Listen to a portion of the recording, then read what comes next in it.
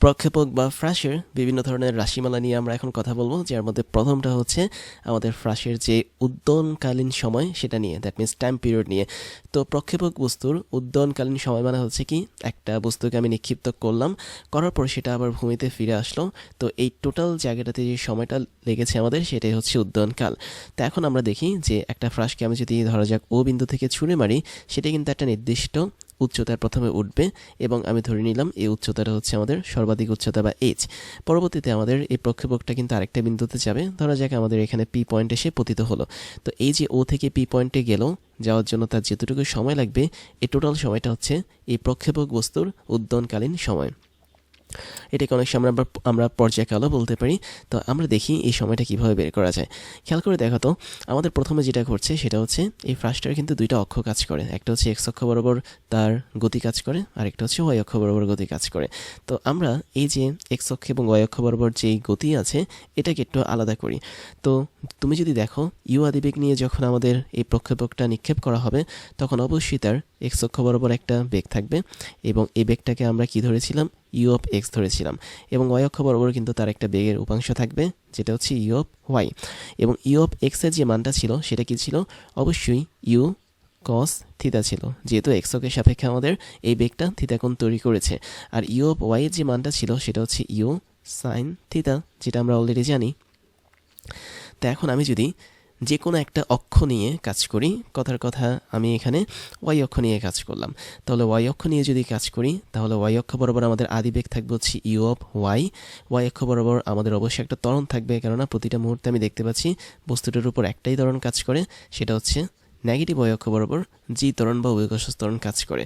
এবং আমি যদি ধরি বস্তুটা একটা নির্দিষ্ট সময় পর গিয়ে সর্বোচ্চ উচ্চতায় উঠেছে, ধরা যাক আমাদের এই এইচ উচ্চতায় সে উঠেছে টি সময় পর, তখন কি ঘটবে, তখন কিন্তু একটা ইকুয়েশন আমরা এখানে ইউজ করতে পারি, সেটা হচ্ছে টি সময় পর যখন আমরা এইচ উচ্চতায় বস্তুটাকে উঠাবো, তখন অবশ্যই তার শেষ বেগ থাকবে, এবং এই শেষ বেগটা কীভাবে থাকবে, এই বরাবর তার কিন্তু বেগের দুইটা উপাংশ অবশ্যই থাকবে, একটা থাকবে হচ্ছে এক্স অক্ষ বরাবর যেটা হচ্ছে ভি অফ এক্স, আরেকটা হচ্ছে ওয়াই অক্ষ বরাবর ভি অফ ওয়াই। এবং আমি ধরে নিলাম আমাদের এই ওয়াই বিন্দুতে আমাদের ওই বস্তুটার বা ফ্রাশের যে বেগ সেটা হচ্ছে ভি, তাহলে ভি এরই কিন্তু দুইটা উপাংশ ভি এক্স এবং ভি ওয়াই কাজ করবে। এবং মজার বিষয় হচ্ছে আমাদের এই জায়গাটাতে আমরা ওয়াই অক্ষের ভি অফ ওয়াই যেটা পাবো তার মানটা কিন্তু শূন্য হবে। তোমরা জানো যে সর্বোচ্চ উচ্চতায় যখন কোনো একটা নিক্ষিপ্ত বস্তু উঠবে, তখন তার ওয়াই অক্ষ বরাবর বেগের উপাংশটা হবে শূন্য, আর এক্স অক্ষ বরাবর বেগের উপাংশটা সবসময় সেম থাকবে। তার মানে এই মানটা হবে আমাদের ইউ অফ এক্সের মতো, যার মানটা ছিল ইউ কস থিতা। তার মানে এর মানটা হবে আমাদের আগের মতোই ইউ কস থিতা। তো এই হচ্ছে আমাদের টি সময় পর সর্বোচ্চ উচ্চতায় ফ্রাশের বেগ। এখন দেখো, আমরা যদি এই সর্বোচ্চ উচ্চতায় একটা সমীকরণ ইউজ করি, যেটা আমরা সবাই জানি যে যেহেতু আমরা শুধুমাত্র ওয়াই অক্ষ নিয়ে কাজ করছি, তাই ওয়াই অক্ষ বরাবর আমরা একটা বেগ পাচ্ছি এখানে, দ্যাট মিনস এখানে আমাদের শেষ বেগটা হচ্ছে অবশ্যই ভি অফ ওয়াই, আদি বেগটা হচ্ছে আমাদের কি ইউ অফ ওয়াই। এবং আমরা একটা সূত্র জানি, v is equal to u plus a t, এরকম একটা সূত্র কিন্তু আমরা জানি। ওই সূত্রটা আমরা এখানে ইউজ করতে পারবো শুধুমাত্র ওয়াই অক্ষ বরাবর কাজ করার জন্য। তাহলে দেখো, এখানে ভি অফ ওয়াই যেটা ছিল ওর মানটা হচ্ছে শূন্য, ইউ অফ ওয়াই যেটা ছিল সেটার মানটা কি হচ্ছে আমাদের ইউ সাইন থিতা, তাই না? তাহলে এখানে আমরা বসবে ইউ সাইন থিতা।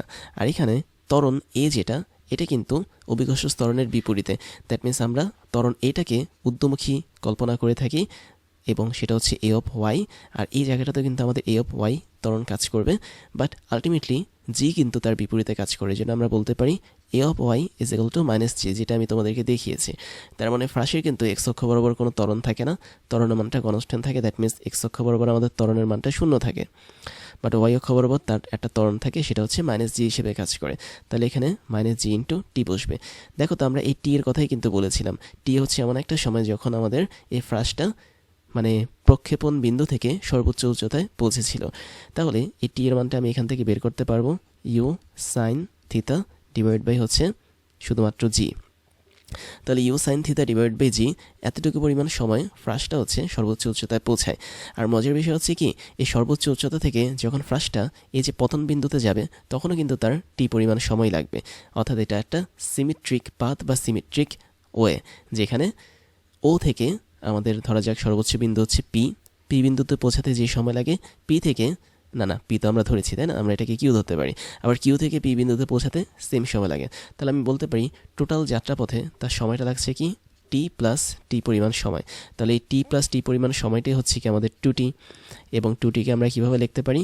আমরা সরাসরি 2 গুণ করতে পারি উপরের রাশিটার সাথে, 2u sine theta divided by জি।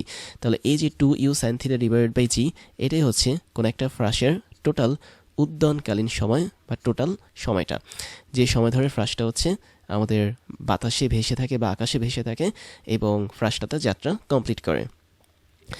এখন দেখো তো, আমরা এই যে এখানে দেখতে পাচ্ছি টি সময়টা, এটাকে বেসিক্যালি বড় হাতের টি হিসেবে লেখা হয়।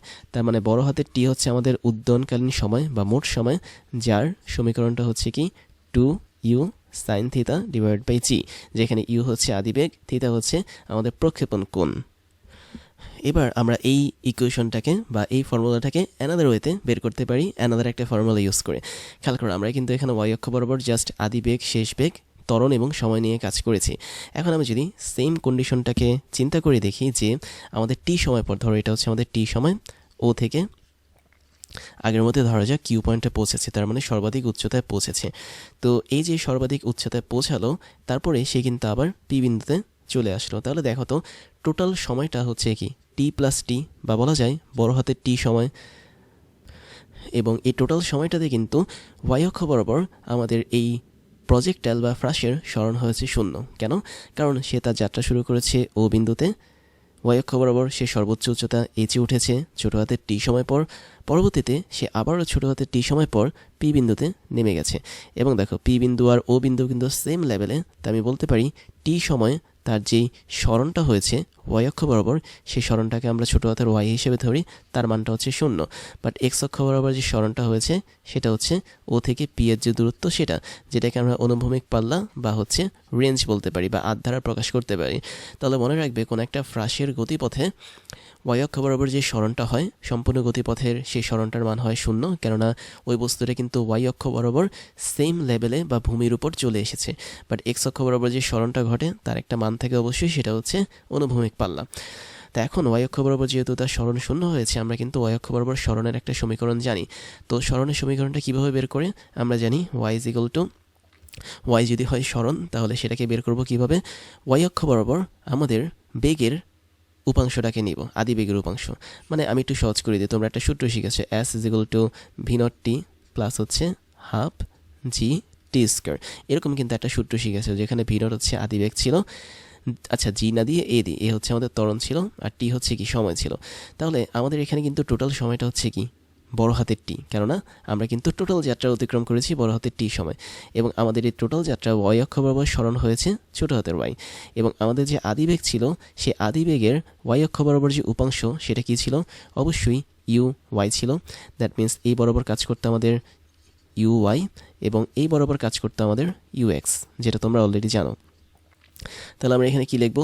ইউ ওয়াই লিখবো। দ্যাট মিন্স ওয়াই অক্ষ বরাবর আদিবেগের, মানে আদিবেগ আর কি।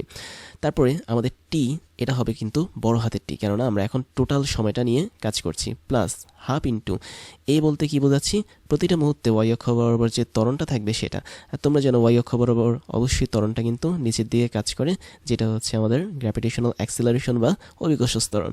এবং আমরা ওয়াই অক্ষ বরাবর যে ত্বরণটা পাচ্ছি সেটা অবশ্যই উপরের দিকে কাজ করবে, আর জি যেহেতু নিচের দিকে কাজ করে, তাই একটার মান আরেকটার সমান এবং বিপরীতমুখী হবে, যেটা আমরা অলরেডি দেখেছি। তাহলে এখানে আমাদের অবশ্যই হবে কি এ অফ ওয়াই হবে। আচ্ছা, আমি একটু ভেঙে করি, এটা এ অফ ওয়াই হবে, আর এটা হবে কি টি হবে। পরের লাইনে আমরা আসল কাহিনী ঘটাবো।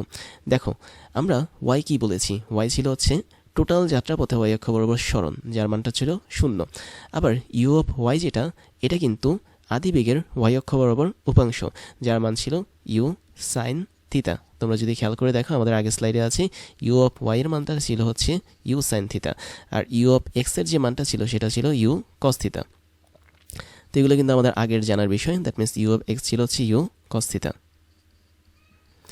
এবং এখানে যেটা করব সেটা হচ্ছে আমরা এই মানটার সাথে অবশ্যই টিটাকে গুণ করে দিব। ব্র্যাকেটের মধ্যে রাখলে সবচেয়ে ভালো হবে, কেননা এখানে একটা ট্রাইগোনোমেট্রিক ফাংশন সাইন আছে, সাইন থিটার পর যা লিখবে সেটা কিন্তু কোণ হয়ে যাবে, এই জন্য আমরা ব্র্যাকেটে করে গুণ করে দেব। তারপর এখানে আমাদের এ ওয়াই জায়গায় মাইনাস জি চলে আসবে, তাই প্লাসে মাইনাসে মাইনাস হাফ টি হবে। আছে এখানে একটা ভুল করেছি, টি স্কোয়ার হবে এই জায়গাটাতে, রাইট? তো এখানে আমাদের টি স্কোয়ারটা হয়ে যাবে।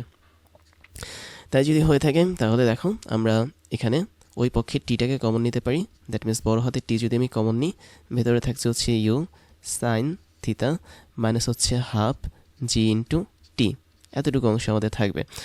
এবং তারপরে আমাদের থাকছে হচ্ছে টি তো ওই পাশে গেলে শূন্য হয়ে যাবে, দ্যাট মিনস 0/টি মানে হচ্ছে 0, তাহলে এখানে একসাথে থাকছে হচ্ছে you sine theta minus 1/2 G into T, এই টোটালটার মানটা হবে আমাদের 0।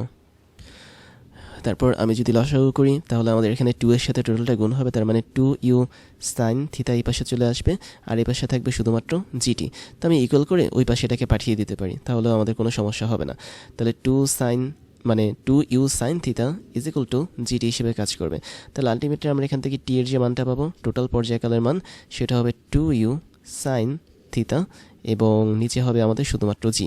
খেয়াল করে দেখো তো, সেম সমীকরণটা কিন্তু আমরা আগের যে স্লাইডটা সেখানে বের করেছি, পর্যায়কাল T is equal to 2 you sine theta divided by G, এখানে কিন্তু সেটা একইভাবে বের হয়েছে। তাহলে আমরা সেকেন্ড যে সূত্রটা আছে এটা ইউজ করে কিন্তু আমাদের এখানে টোটাল বিচরণকালটা বের করতে পারি, যে সময়টুকু জুড়ে ফ্রাসটা মহাশূন্যে বা হচ্ছে পৃথিবীর উপরে ভাসতেছিল। তাহলে তো আমরা এখান থেকে একটা বিষয় ক্লিয়ার, যে নিক্ষেপণ বিন্দু থেকে সর্বোচ্চ উচ্চতা পৌঁছাতে যতটুকু সময় লাগে কোনো একটা ফ্রাসের, সর্বোচ্চ উচ্চতা থেকে আবার আমাদের পতিত বিন্দুতে পড়তে ফ্রাসের একই সময় লাগে। বাট এখানে একটা কন্ডিশন আছে, কোন কন্ডিশনে এই দুটো সময় সমান হবে, যে কন্ডিশনে আমাদের ভূমিটা সমতল থাকবে। ভালো করে খেয়াল করো, আমাদের এই পাশের টি এবং ওই পাশের টি তখনই সমান হবে যখন আমাদের ভূমিটা টোটালি সমতল থাকবে, বা বলা যায় ও বিন্দুর এবং পি বিন্দুটার যে উচ্চতাটা সেটা সবসময় সেম হবে। বা আমি যদি একটু সহজ করে বলি, যে ও বিন্দু থেকে পৃথিবীর কেন্দ্র এবং পি বিন্দু থেকে পৃথিবীর কেন্দ্রের দূরত্ব মোটামুটি একই হতে হবে, তা না হলে কিন্তু হবে না। তার মানে ভূমিটাকে অবশ্যই সমতল থাকতে হবে, তা না হলে কিন্তু টি এবং টি এরা সেম হবে না। মানে ব্যাপারটা দেখো, আমি যদি এই জায়গাটাতে একটা পাহাড়কে দাঁড় করিয়ে দিই, বস্তুটা কিন্তু একটু পরে পাহাড়ের এই পয়েন্টে পড়বে, তার মানে সে কিন্তু আর নিচে এতটুকু অংশ আর পড়তে পারছে না, তার মানে তার টাইমটা কনজিউম হয়ে গেছে বা সেভ হয়ে গেছে। তাই এখানে আমি যদি এটাকে T1 ধরি আর এটাকে যদি আমি T2 ধরি, তাহলে T2 সময়টা অবশ্যই কী হবে, কম হবে, T1 হচ্ছে। বাট আমরা এরকম কেস নিয়ে কাজ করব না, আমরা সবসময় ধরবো কি আমাদের এটা সমতল একটা ভূমিতে পতিত হয়েছে। এখন একটা বিষয় দেখো, আমাদের এই সমীকরণ থেকে একটা জিনিস বোঝার আছে।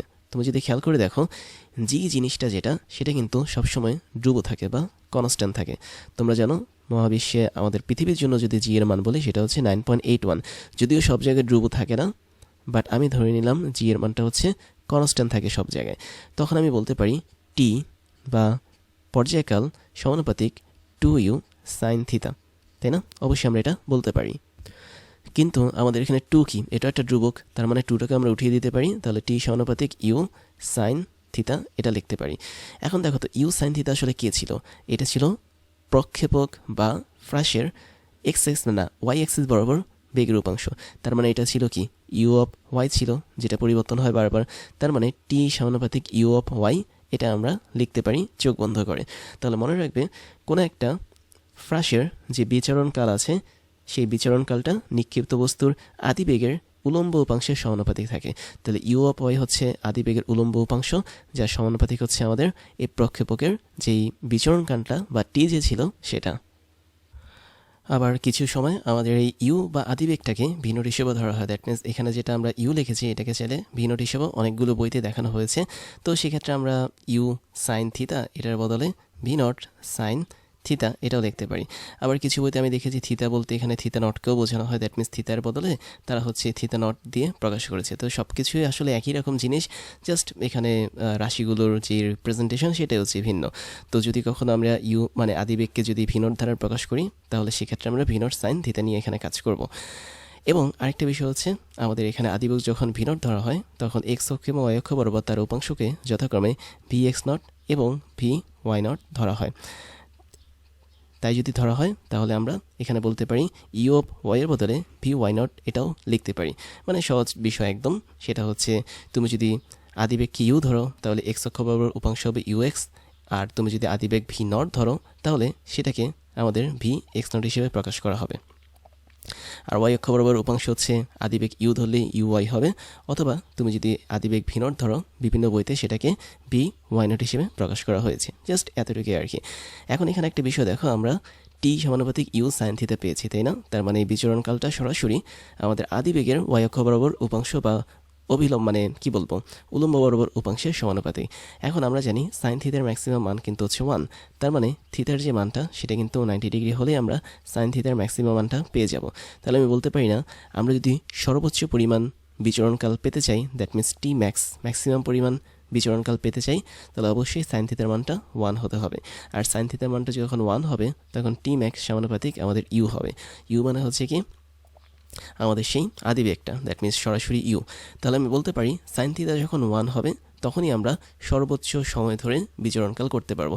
মানে সহজ কথা, তুমি যদি থিতা 90 ডিগ্রি বানিয়ে ফেলো, বা বলা যায় কোনো একটা বস্তুকে যদি সরাসরি উলম্বভাবে নিক্ষেপ করো বা ওয়াই অক্ষ বরাবর যদি নিক্ষেপ করো, তখনই তুমি কিন্তু বেশিরভাগ সময় ধরে এই বস্তুটাকে মহাশূন্যে বা বলা যায় পৃথিবীর অভিকর্ষজ বিরুদ্ধে মানে অভিকর্ষজ ত্বরণের বিরুদ্ধে রাখতে পারবে।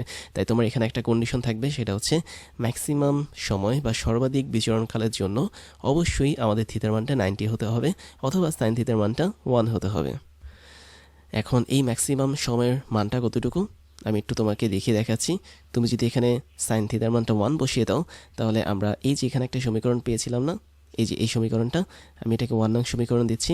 এই সমীকরণ থেকে তাহলে আমরা পাবো, যদি আমি ম্যাক্সিমাম বিচরণকাল বা সর্বোচ্চ সময় ধরে কোন একটা প্রক্ষেপক বস্তুকে রাখতে চাই মহাশূন্যে, তাহলে তার মানটা হবে কি, টোটালটাই হবে সাইন থিতার মানে হচ্ছে 1, তাহলে উপরে বসবে হচ্ছে 2u আর নিচে বসবে শুধুমাত্র জি। এবং সেম সূত্রটা কিন্তু আমরা আরও একটা জায়গায় বের করেছিলাম। কোন জায়গায় বলো তো? আমরা ঊর্ধ্বমুখী বস্তুর বেগের ক্ষেত্রে যেই সময়টা ছিল ওই সময়ের সূত্রটা এই সূত্র হিসেবে দেখেছে। তার মানে একটা বস্তুকে তুমি যদি খাড়া উপরের দিকে ছুঁড়ে মারো, সেটা যেই সময় ধরে মহাশূন্যে থাকবে, আবার সেটা যখন ব্যাক করবে, দ্যাট মিনস সেম পয়েন্টে ফিরে আসবে, এই টোটাল সময়টা হচ্ছে 2u ডিভাইড বাই জি, যেখানে ইউ হচ্ছে তার আদিবেগ। এবার একটু অ্যাডভান্স লেভেলের জিনিস দেখি, খেয়াল করে দেখো, আমাদের এখানে আরও একটা প্রজেক্টাইল বা ফ্রাশকে দেখানো হয়েছে, যেটা ও বিন্দু থেকে আমরা নিক্ষেপ করেছি, এবং একটা নির্দিষ্ট সময়, ধরো টি পরিমাণ সময়, আমি এটাকে T1 ধরলাম, তো T1 পরিমাণ সময় পর এটা পি বিন্দুতে অবস্থান করেছে। ভূমি থেকে পি বিন্দুর অবস্থান হচ্ছে এইচ, বাট এটা কিন্তু ম্যাক্সিমাম উচ্চতা বা সর্বোচ্চ উচ্চতা না, এটা যে কোনো একটা উচ্চতা হতে পারে, কারণ সর্বোচ্চ উচ্চতা হচ্ছে এখানে। তো T1 পরিমাণ সময় সে পি বিন্দুতে গেল, এবং T2 পরিমাণ সময় সে পি থেকে আমাদের ধরো কিউ বিন্দুতে পতিত হলো। এখন এখানে একটা সম্পর্ক তৈরি করতে হবে, সেটা হচ্ছে আমরা এখানে T1 এবং T2 এর মাধ্যমে এইচ উচ্চতাটাকে বের করব। মানে তেমন একটা কঠিন বিষয় না, জাস্ট এখানে একটা নির্দিষ্ট সময় পর পি বিন্দুতে গিয়েছে ফ্রাশটা, এবং অন্য একটা নির্দিষ্ট সময় পর সে হচ্ছে পতিত হয়েছে ভূমিতে। তাই যদি বের করতে হয়, তাহলে দেখো আমরা কিন্তু স্পষ্ট বলতে পারি টোটাল ফ্রাশের যেই বিচরণকাল সেটা কিন্তু T1 প্লাস T2 এই দুটো সময় যোগফল হিসেবে হবে। তার মানে এই দুটো সময়ের যোগফলটাই হচ্ছে কি টোটাল ফ্রাশের বিচরণকাল হবে বা টি হবে। এবং টি বের করার সূত্র কিন্তু আমরা অলরেডি শিখেছিলাম আগের স্লাইডে, যার মানটা ছিল কি 2 ইন্টু আদিবেগ। আমি এখানে ধরে নিলাম যে আদিবেগ নিয়ে আমরা এই ফ্রাশটাকে ছুঁড়ে মেরেছি, সেটা হচ্ছে ইউ আদিবেগ। তার মানে ইউ, তারপর হচ্ছে সাইন, এবং যে কোণ নিয়ে আমরা ছুঁড়ে মেরেছি আমি ধরলাম এই কোণটা হচ্ছে থিতা কোণ, তাহলে এতটুকু অ্যাঙ্গেল হচ্ছে আমাদের থিতা। তাহলে সাইনের পর এখানে আমরা থিতা বসাবো, ডিভাইড বাই সিম্পলি আমরা জি দিব। দ্যাট মিন্স এই সমীকরণটা আমরা আগেই দেখেছিলাম।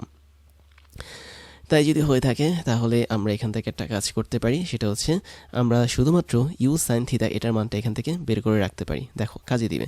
তাহলে আমি যদি এখানে শুধুমাত্র ইউ সাইন থিতা বা ওয়াই অক্ষ বরাবর যদি আদিবেগের রূপাংশ বের করতে চাই, তাহলে তার মানটা হবে কি, তার মানটা হবে হচ্ছে আমাদের এখানে জি এর সাথে গুণ যাবে হচ্ছে T1 প্লাস হচ্ছে T2, এবং এই টোটালটাকে আমি ভাগ করে দিব কি দিয়ে, অবশ্যই 2 দিয়ে ভাগ করে দিব। তো এটা হচ্ছে আমাদের ইউ সাইন থিতা। আমরা এটাকে আলাদাভাবে বের করে একটা ইকুয়েশন দিয়ে রাখলাম। তো ইকুয়েশন না দিলেও হয়, জাস্ট এমনি দিলাম। এবং এরপরে দেখো আমাদের টার্গেট হচ্ছে এইচ এর মানটা বের করে, দ্যাট মিন্স এই প্রজেক্টাইল বা ফ্রাশটা কতটুকু উচ্চতায় আছে পি বিন্দুতে সেটা বের করা। তো সেটা বের করার জন্য আমরা কিন্তু একটা সূত্র ইউজ করতে পারি। এইচ মানে হচ্ছে কি ওয়াই অক্ষ বরাবর সরণ, আর ওয়াই অক্ষ বরাবর সরণ বের করার সূত্র কি ছিল, s is equal to u t plus half a t square. সেভাবে কিন্তু আমরা কাজ করতাম, তাই না? তাহলে এইচ যদি হয় আমাদের ওয়াই অক্ষ বরাবর সরণ, তাহলে ওর মান হবে কি আদিবেগ এর ওয়াই অক্ষ বরাবর উপাংশ, that means u of y into একটা নির্দিষ্ট সময়, যে সময় পর আমাদের ফ্রাশটা পি বিন্দুতে পৌঁছেছে, এবং আমরা জানি সেই সময়টা কিন্তু T1 ছিল। তাহলে আমরা এখানে T1 দেব। তাহলে ভি নট টি এই অংশটুকু আমাদের কমপ্লিট। তারপরে যেটা করতে হবে সেটা হচ্ছে হাফ এটি স্কোয়ার দিতে হবে, তাই না? তাহলে আমরা এখানে প্লাস দিলাম, তারপর হচ্ছে হাফ এ মানে হচ্ছে ওয়াই অক্ষ বরাবর ত্বরণ A Y into T square, টি মানে হচ্ছে কি T1 স্কোয়ার। দেখো আমাদের ফ্রাশটা কিন্তু T1 সময় পরেই পি বিন্দুতে পৌঁছেছে। আর পি বিন্দুতে কিন্তু তার ওয়াই অক্ষ বরাবর একটা স্মরণ হচ্ছে এইচ। তো আমরা এইচটাকে বের করার চেষ্টা করছি। আর তোমরা এখানে জানো যে এ ওয়াই মানে যা, মাইনাস জি মানে কি তা একই জিনিস, যেহেতু নিচের দিকে আমাদের অভিকর্ষ স্তরণটা কাজ করে অল টাইম। তাহলে এইচ আমরা এখানে বের করার চেষ্টা করি। ইউ অফ ওয়াই মানে কি খেয়াল করো, আমাদের এখানে ইউ বেগের কিন্তু এক্স অক্ষ বরাবর এবং ওয়াই অক্ষ বরাবর দুটো উপাংশ আছে। একটা হচ্ছে ইউ অফ এক্স, যেটা হচ্ছে আমাদের ইউ কস থিটা, যেটা আমরা সবাই জানি। আরেকটা হচ্ছে ওয়াই অক্ষ বরাবর উপাংশ, সেটা হচ্ছে ইউ অফ ওয়াই, এবং ইউ অফ ওয়াই এর মানটা কত হবে আমি একটু উপরে লিখি। ইউ অফ ওয়াই হবে হচ্ছে আমাদের ইউ সাইন থিটা, এবং এগুলো কীভাবে হয়েছে যেটা আমরা অলরেডি জেনেছি। তাহলে ইউ অফ ওয়াই হবে ইউ সাইন থিটা, ওই টোটালটার সাথে আমাদের T1 গুণ হবে। তারপর এখানে এ ওয়াই মানে হচ্ছে মাইনাস জি, তার মানে এখানে প্লাসে মাইনাসে মাইনাস হাফ জি হয়ে যাবে, আর এখানে থাকবে সিম্পলি T1 স্কোয়ার। এখন মজার বিষয় দেখো তো, আমরা যদি এখানে ইউ সাইন থিটার মানটা বসিয়ে দিই, যেটা আমরা 1 নং ইকুয়েশনে পেয়েছি, তাহলে কিন্তু এখানে টোটাল সিনারিওটা চেঞ্জ হয়ে যাবে। তাহলে ইউ সাইন থিটা মানে কি ছিল, জি ইন্টু T1 প্লাস T2 ছিল, এবং ডিভাইড বাই নিচে ছিল হচ্ছে আমাদের শুধুমাত্র 2, ওই টোটালের সাথে কিন্তু T1 গুণ ছিল, মাইনাস হাফ ইন্টু জি T1 স্কোয়ার ছিল। তো এটা যা আছে তাই থাকবে, আমি এখানে সেম করে দিলাম। এখন আমরা যদি এই টোটালটাকে সলভ করি তাহলে দেখি কী কী জিনিস পাই। তাহলে আমরা এখানে এইচটাকে দেখি সলভ করে কি পেতে পারি। আমাদের এখানে থাকছে জি T1 divide by 2 into T2 কিন্তু থাকছে, না T2 থাকছে না, এখানে T1 হোল স্কোয়ার হবে আই থিঙ্ক। হ্যাঁ, দুইটা T1 যেহেতু গুণ আকারে আছে, তাহলে প্রথমে হবে জি T1 স্কোয়ার, এটা হচ্ছে একটা পার্ট, প্লাস জি T1, তারপর হচ্ছে T2, এই টোটালটার সাথে 2 দ্বারা ভাগ হবে, মাইনাস এখানে জি T1 স্কোয়ার ডিভাইড বাই 2 থাকবে, মানে আমি হাফটাকে 1/2 হিসেবে লিখেছি এখানে। তাহলে এটা হচ্ছে কি আমাদের এইচ এর মান। এখন দেখো তো এখান থেকে মনে হয় কাটাকাটি যায়, জি T1 স্কোয়ার বাই 2 এবং জি T স্কোয়ার বাই 2, এই টোটালটা কিন্তু কাটা যাচ্ছে। কাটা গেলে আমরা আলটিমেটলি যে এইচ এর মানটা পাচ্ছি সেটা হচ্ছে কত, সেটা হচ্ছে আমাদের এখানে G into T1 into T2 divide by 2। তাহলে এটাই হচ্ছে আমাদের T1 পরিমাণ সময় পর কোনো একটা ফ্রাস কী পরিমাণ উচ্চতাতে থাকবে সেটা বের করার সিস্টেম। এক্ষেত্রে আমরা দুইটা সময়কে কাজে লাগিয়েছি, একটা হচ্ছে পি বিন্দুতে যাওয়ার সময়, একটা হচ্ছে পি বিন্দু থেকে কিউ বিন্দুতে পতিত হওয়ার সময়। তো এটা হচ্ছে আমাদের ওয়ান কাইন্ড অফ কী বলবো সিস্টেম, যেটা আমরা ইউজ করেছি জাস্ট যে কোনো একটা মুহূর্তে ফ্রাসের উচ্চতা বের করার জন্য। বাট এখানে অবশ্যই দুটো জিনিসকে কাজে লাগিয়েছি, একটা হচ্ছে ওই পয়েন্টে যাওয়ার জন্য ফ্রাসের যে সময়, এবং ওই পয়েন্ট থেকে কিউ পয়েন্ট, দ্যাট মিনস পতিত বিন্দুতে আসার জন্য ফ্রাসের যে সময়, সেটা, এই দুটোকে আমরা কাজে লাগিয়েছি। তারপরে একটা ছোট্ট ফর্মুলা দেখব, সেটা হচ্ছে এরকম একটা কন্ডিশন। খেয়াল করে দেখো, আমাদের ফ্রাসটাকে আমরা যখন নিক্ষেপ করেছি কোনো একটা সময় সে ছিল এ বিন্দুতে, তারপরে সেম লেভেলে সে যখন নামছিল তখন সে ডি বিন্দুতে ছিল। আমি ধরে নিলাম এই বিন্দু থেকে ডি বিন্দুতে যাওয়ার জন্য ফ্রাসের যে সময় লেগেছিল সেটা হচ্ছে T2 পরিমাণ সময় লেগেছিল, ধরে নিলাম। আবার আমি ধরে নিলাম যে এই বিন্দু থেকে এইচ উচ্চতায় বি বিন্দুতে ফ্রাসটা গেল, এবং সেম লেভেলে সি বিন্দুতে ফ্রাসটা নামা শুরু করলো, এবং বি থেকে সি বিন্দুতে যেতে ফ্রাসের যে সময় লাগলো সেটা হচ্ছে T1। যদি তাই হয়ে থাকে, সিনারিওটা ভালো করে দেখো, জাস্ট আমরা এখানে দুইটা সেম লেভেলের কন্ডিশনের মধ্যকার সময়ের ডিফারেন্সটা দেখতে পাচ্ছি। অর্থাৎ আমি প্রথমে এ থেকে ডিতে গেলাম, আমি একটু লিখি বিষয়টা। আমি যদি এ থেকে ডিতে যেতে চাই তাহলে আমার সময় লাগছে কত, T2 পরিমাণ সময়। আর আমি যদি আরেকটু উচ্চতায় উঠে বি থেকে সেম পরিমাণ লেভেল সিতে যেতে চাই তাহলে আমার সময় লাগছে কি, T1 পরিমাণ সময়। তাই যদি হয় তাহলে আমাদের এই ফ্রাসটা অবশ্যই একটা নির্দিষ্ট উচ্চতা বরাবর থাকছে, দ্যাট মিন্স তাদের মধ্যে একটা ডিফারেন্স থাকছে কি, এইচ পরিমাণ উচ্চতা, তাই না? অর্থাৎ এ থেকে বি এর ওয়াই অক্ষ বরাবর উচ্চতাটা হচ্ছে এইচ, আবার ডি থেকে সি এর ওয়াই অক্ষ বরাবর যে উচ্চতাটা সেটা হচ্ছে কি আমাদের এইচ। তাই যদি হয় তাহলে T1 এবং T2 এর মধ্যে একটা দারুণ সম্পর্ক আছে। সম্পর্কটা আমি একটু লিখি, এটা জাস্ট তোমরা মনে রাখতে পারো। এটা ডেরিভেশন আমি এখানে আর দেখাচ্ছি না, যদিও একটু বড়, আমরা সরাসরি সূত্রে চলে যাই। সেটা হবে T2 স্কোয়ার মাইনাস হচ্ছে T1 স্কোয়ার। প্রথমে আমরা এই সম্পর্কটা দেখব, দ্যাট মিন্স আমাদের যে সময়টা লাগছে, দেখো T2 কিন্তু এখানে T1 এর চেয়ে বেশি। তোমরা যদি একটু লক্ষ্য করে দেখো, T2 এর মানটা অবশ্যই T1 এর চেয়ে বেশি, কেননা T2 হচ্ছে এমন একটা সময় যেখানে এ থেকে আমি ডিতে যাচ্ছি, তার মানে বেশি পথ অতিক্রম করছি, তাই বেশি সময় লাগবে। আর T1 হচ্ছে বি থেকে সি এ যাওয়ার সময়, তার মানে বি থেকে আমি যখন সিতে যাব তখন কিন্তু আমার তেমন একটা সময় লাগবে না, যেহেতু পথটা অনেক ছোট।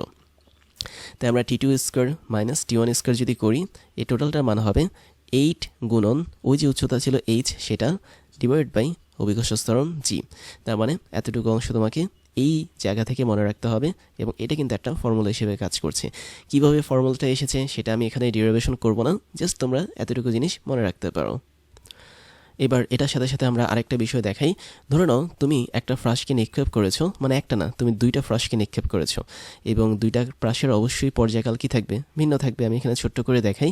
বাট তুমি এমনভাবে নিক্ষেপ করেছো যাতে এরা একে অপরের পরিপূরক কোণ হিসেবে থাকে।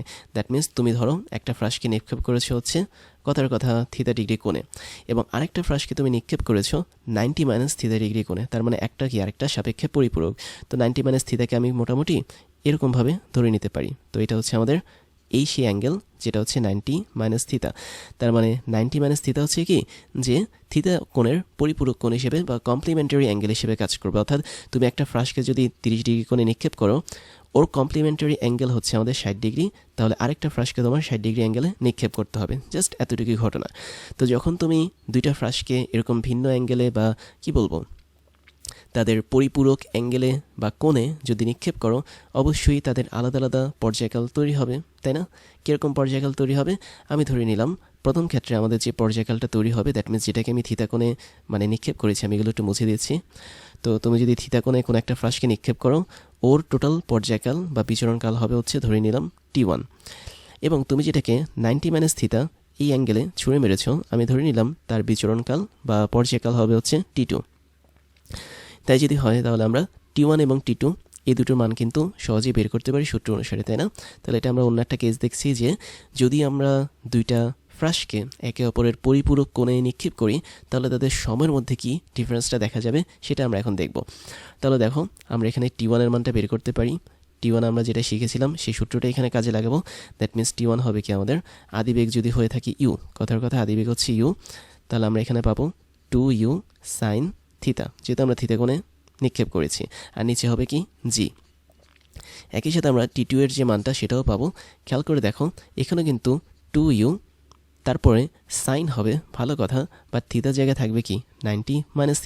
যেহেতু আমরা 2 নম্বর ফ্রাসটাকে 90 - θ কোণে নিক্ষেপ করেছি, তাই জাস্ট এখানে থিতার মানটা কি চেঞ্জ হবে, আর যা আছে বাকি সব কিছু সেম থাকবে। তো এই দুইটা সময় আমি কখন পাবো? যখন আমি দুটো ফ্রাসকে একে অপরের পরিপূরক কোণে নিক্ষেপ করব।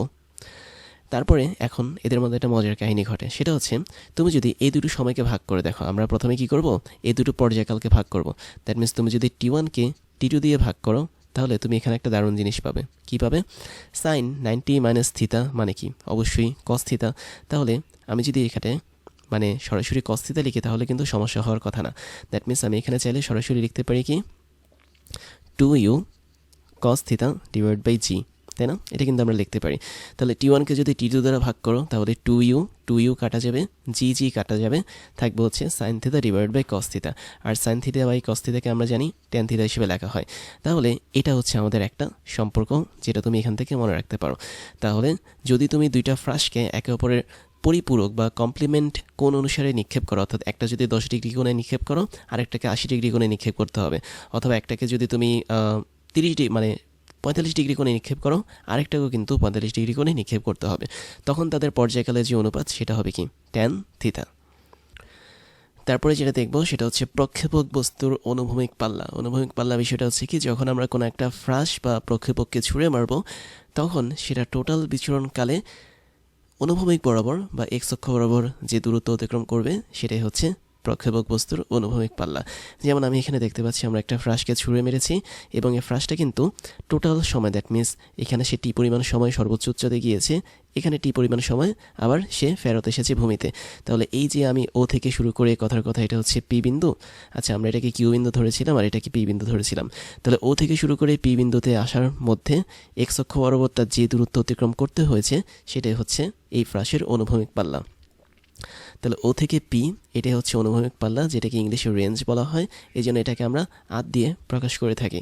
তো এখন অনুভূমিক পাল্লা বের করার জন্য আমরা একটা সমীকরণ ইউজ করতে পারি, খুবই বিখ্যাত একটা সমীকরণ। তুমি জানো যে যখন আমরা একটা ফ্রাসকে ছুঁড়ে মারবো, তখন তার এক্স অক্ষ বরাবর ইউ অফ এক্স বেগ কাজ করবে, ওয়াই অক্ষ বরাবর ইউ অফ ওয়াই বেগ কাজ করবে, তাই না?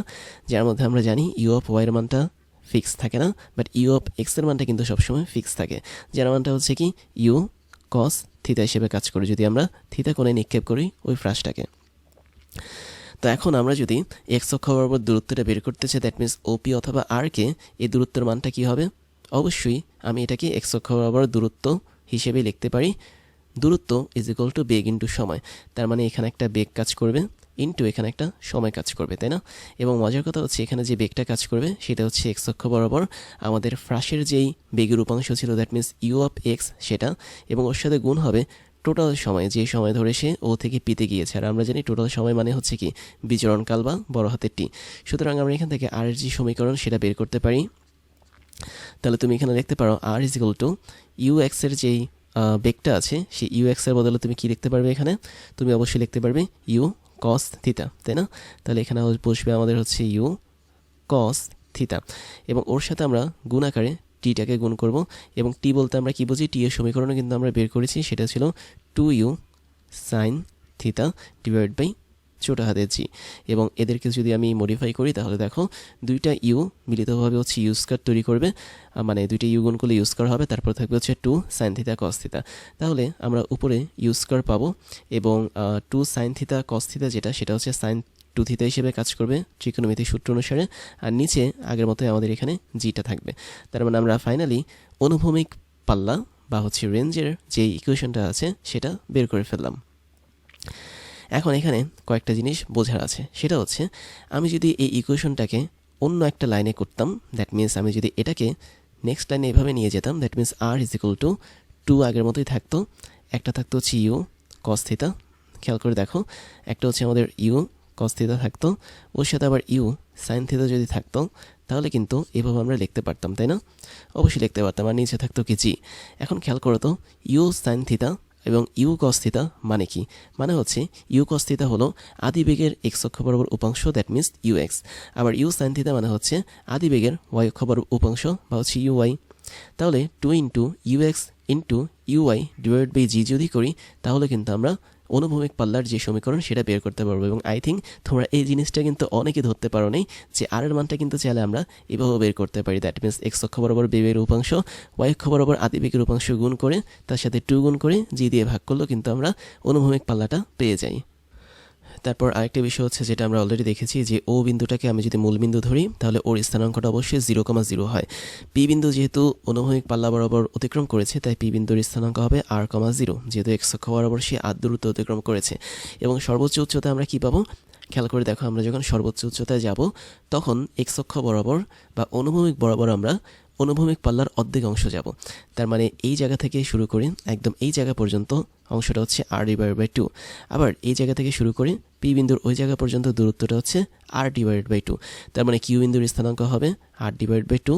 এবং আমরা যদি সর্বোচ্চ উচ্চতাটাকে এইচ হিসেবে ধরি তাহলে এইচ হচ্ছে আমাদের সেই বিন্দুর কোটি হিসেবে কাজ করবে।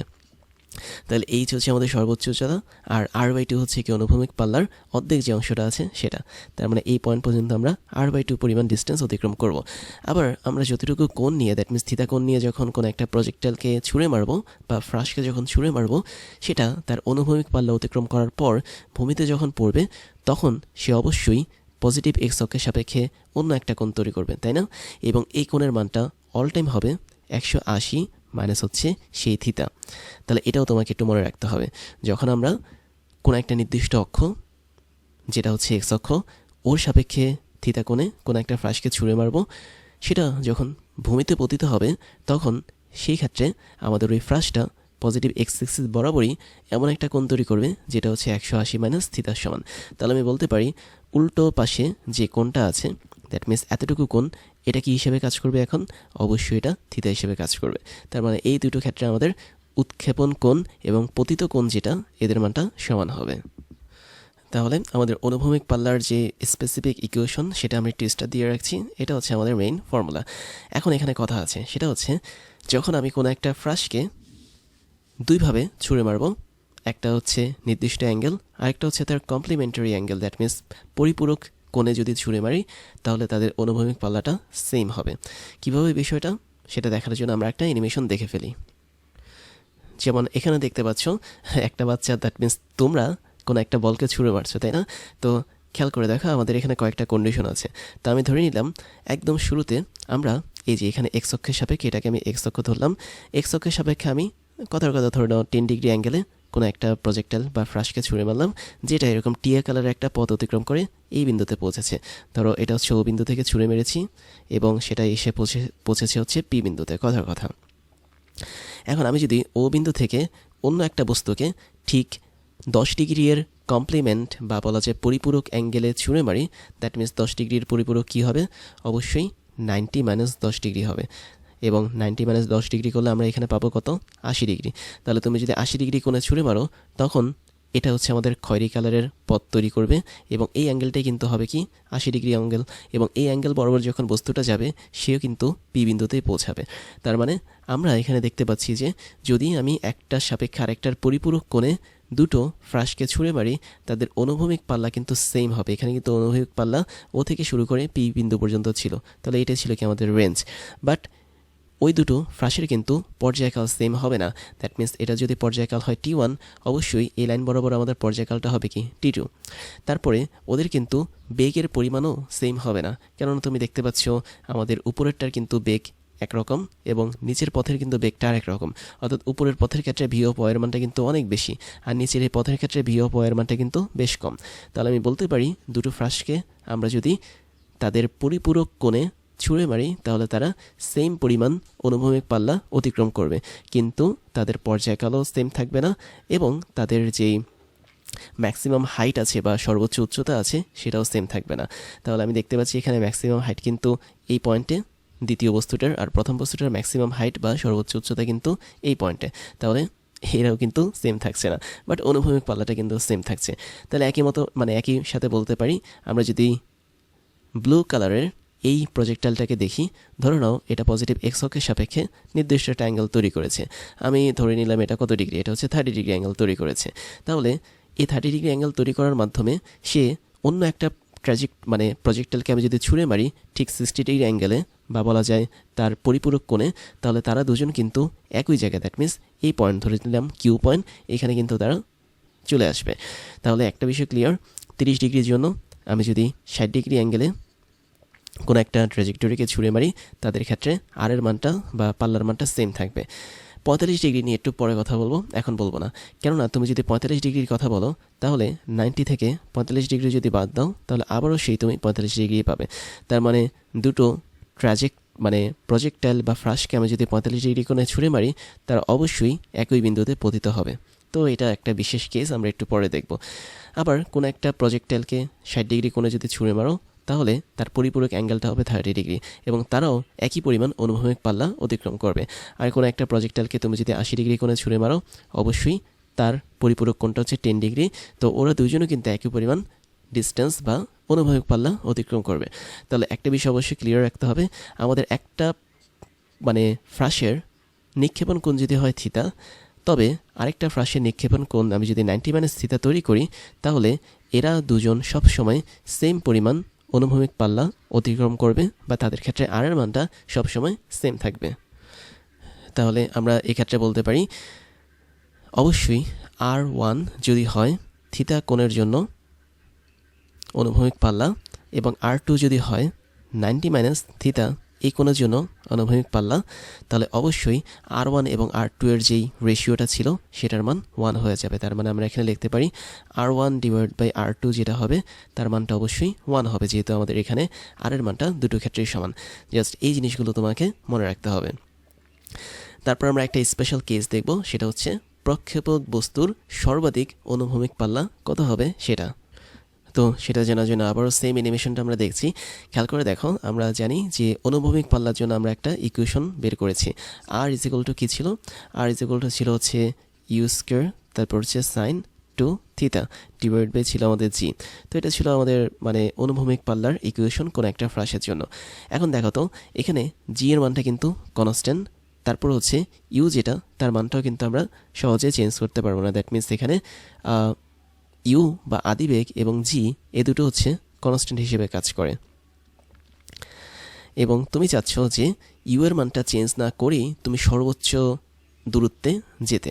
তাহলে সেক্ষেত্রে আমরা দেখতে পাচ্ছি এই যে এখানে থিতাটা ছিল, এই থিতাটাই কিন্তু আমাদের সেই যে একটা ভালো ফ্যাক্টর হিসেবে কাজ করে, যেটা আমাদের আর এর মানটাকে পরিবর্তন করে দিতে পারবে। তাহলে আমি যদি এখানে থিতার মানটা দেখি, তাহলে এখানে টোটালি কি আছে? আর সমানুপাতিক হচ্ছে সাইন 2 থিতা, এভাবে কিন্তু লিখতে পারি। যদি তুমি আদিবেগকে কনস্ট্যান্ট ধরো এবং জিকে যদি ধ্রুবক ধরো বা কনস্ট্যান্ট ধরো, তাহলে আর এর টোটাল মানটা নির্ভর করবে সাইন 2 থিতার উপর। এখন খেয়াল করে দেখো তো, সাইন 2 থিতা বলতে আসলে কি বুঝি আমরা? সাইন 2 থিতা মানে হচ্ছে নর্মালি সাইন তারপর কোনো একটা অ্যাঙ্গেল। তার মানে সাইনের পর আমি যদি কোনো একটা অ্যাঙ্গেল লিখি সেটা কি 2 থিটা, আর সাইনের পর কোনো একটা অ্যাঙ্গেল লিখলে এটা সর্বোচ্চ মান হয় কি 1। তাহলে সাইন 2 থিটা এই টোটালটার মান যখন 1 হবে তখন আমি বলতে পারবো আমাদের আর এর মানটা আমরা ম্যাক্সিমাম পাবো। তাহলে সাইন 2 থিটা যদি 1 ধরি তাহলে sine 2 theta is equal to sine 90 degree, কেননা সাইন 90 ডিগ্রি মানটা কি হয়, অবশ্যই 1 এর সমান হয়। তাহলে এই ক্ষেত্রে আমরা থিটার যে মানটা পাবো সেটা হচ্ছে অবশ্যই 45 ডিগ্রি পাবো। তাহলে আমি যদি কখনো প্রক্ষেপণ কোণকে 45 ডিগ্রি রাখি তাহলে কিন্তু আমরা সাইন 2 থিটার মানটা ম্যাক্সিমাম পাচ্ছি, এবং ওই ম্যাক্সিমাম মানের জন্য আমরা যেই অনুভূমিক পাল্লা পাবো তার মানটা কি হবে, সর্বোচ্চ হবে। কারণ আমরা জানি R is equal to U square into sine 2 theta, আর সাইন 2 থিটার সর্বোচ্চ মানে হচ্ছে কি 1। তারপরে জি আর ইউ স্কয়ার মানটা চেঞ্জ হবে না, তাই আমরা বলতে পারি R is equal to U square divided by G. এটাই হচ্ছে আমাদের ম্যাক্সিমাম অনুভূমিক পাল্লার মান, যেটাকে আমরা আর ম্যাক্স দিয়ে প্রকাশ করতে পারি। যেমন এই অ্যানিমেশনে দেখতে পাচ্ছ আমাদের এই যেখানে পিচ্চিটা বল ছুঁড়ে মারছে, এটা শুধুমাত্র একটা পথ বরাবরই ছুঁড়ে মারছে, যেটার মাধ্যমে আমরা সর্বাধিক অনুভূমিক পাল্লা পাচ্ছি, এবং এই পথটা হচ্ছে আমাদের রেড কালার যে পথটা আছে সেটা। তার মানে এই পিচ্চিটা অবশ্যই 45 ডিগ্রি অ্যাঙ্গেলে এই বলটা ছুঁড়ে মারছে, যার জন্য আমরা এখানে সর্বোচ্চ অনুভূমিক পাল্লাটা দেখতে পাচ্ছি। আর আরেকটা বিষয় আমি এখানে বলতে ভুলে গেছি, যে তোমরা তো অলরেডি জানো কোনো একটা প্রজেক্টাইলকে আমি যদি মানে দুটো ফ্রাশকে নিয়ে আমি যদি থিতা এবং 90 - থিটা ডিগ্রি অ্যাঙ্গেলে ছুঁড়ে মারি তাহলে তাদের ক্ষেত্রে কিন্তু অনুভূমিক পাল্লা বা আর এর মানটা সেম থাকে, তাই না? এটাকে আমরা ইচ্ছা করলে অন্যভাবে কিন্তু একটু প্রকাশ করতে পারি। সেটা হচ্ছে যদি আমরা কোনো একটা প্রজেক্টাইলকে 45 ডিগ্রি প্লাস হচ্ছে যে কোনো একটা অ্যাঙ্গেল, ধরো আলফা পরিমাণ অ্যাঙ্গেলে ছুঁড়ে মারি, এবং আরেকটা প্রজেক্টাইলকে যদি 45 ডিগ্রি মাইনাস আলফা অ্যাঙ্গেলে যদি ছুঁড়ে মারি, তারপর তাদের আর এর মানটা সেম হবে। কিভাবে? এটা আসলে এই কেসটাই, অর্থাৎ সেম কেসটা। যেমন আমি যদি ধরলাম একটা অ্যাঙ্গেল হচ্ছে আমার কথার কথা আলফা, আচ্ছা আমি আলফার মানটা ধরি, কথার কথা আলফা হচ্ছে আমাদের এখানে 15 ডিগ্রি ধরে নাও। তাহলে 45 প্লাস আলফা বা 15 ডিগ্রি যদি করি তাহলে সেটা হবে 60 ডিগ্রি। আবার তুমি যদি পরের কেসটা করো, দ্যাট মিনস 45 মাইনাস হচ্ছে আলফা বা 15 ডিগ্রি, তাহলে সেটা হবে কি 30 ডিগ্রি। আর আলটিমেটলি দেখো 60 ডিগ্রি আর 30 ডিগ্রি কিন্তু একে অপরের পরিপূরক বা কমপ্লিমেন্টারি অ্যাঙ্গেল হিসেবে কাজ করে। তার মানে 30 ডিগ্রি এবং 60 ডিগ্রি যোগ করলে কিন্তু আমরা 90 ডিগ্রি পাচ্ছি। যেখানে 30 ডিগ্রিকে আমি যদি থিতা হিসেবে ধরি তাহলে 90 - 30 ইজ ইকুয়াল টু 60 ডিগ্রি হবে কি আমাদের 90 - থিতা। তার মানে এটাও বলতে পারি যদি আমরা দুটো ফ্রাশকে 45 প্লাস আলফা এবং 45 মাইনাস আলফা কোণে নিক্ষেপ করি, সেক্ষেত্রে আমাদের আর এর মানটা অবশ্যই সেম হবে। এখন একটা বিষয় মনে রাখতে হবে, এই আলফার মানটা কিন্তু যেন তেনভাবে ধরা যাবে না। দ্যাট মিনস এই মানটা এমন বড় ধরা যাবে না যেটা 45-এর চেয়ে বড় হতে হবে। দ্যাট মিনস আলফার এখানে একটা কন্ডিশন আমি একটু লিখে দিই, আলফার মানটা সব সময় কত হতে হবে? আলফার মানটা 0 হলে কি হবে? হ্যাঁ, 0 হলে হবে। তার মানে 0 এটা হচ্ছে আলফার সমান বা আলফার চেয়ে ছোট, এবং আলফার মানটা হচ্ছে 45 ডিগ্রির চেয়ে বড় হতে পারবে না। কেননা আলফা যদি 45 ডিগ্রির চেয়ে বড় হয় তাহলে সেটা কিন্তু হবে কত? ধরো 45 প্লাস হচ্ছে 46, দ্যাট মিনস 91 ডিগ্রি, তাহলে 91 ডিগ্রি। তো 91 ডিগ্রি নিয়ে কিন্তু আমরা তখন কাজ করতে পারবো না। তো এই কন্ডিশনের জন্য আলফার যে লিমিটেশন সেটা হচ্ছে 0 ডিগ্রি থেকে 45 ডিগ্রির সমান বা তার মধ্যে থাকতে হবে। তো এটাই আমাদের প্রক্ষেপক বস্তুর সর্বাধিক অনুভূমিক পাল্লা, যেখানে আমাদের থিতার মানটা 45 ডিগ্রি হিসেবে কাজ করে।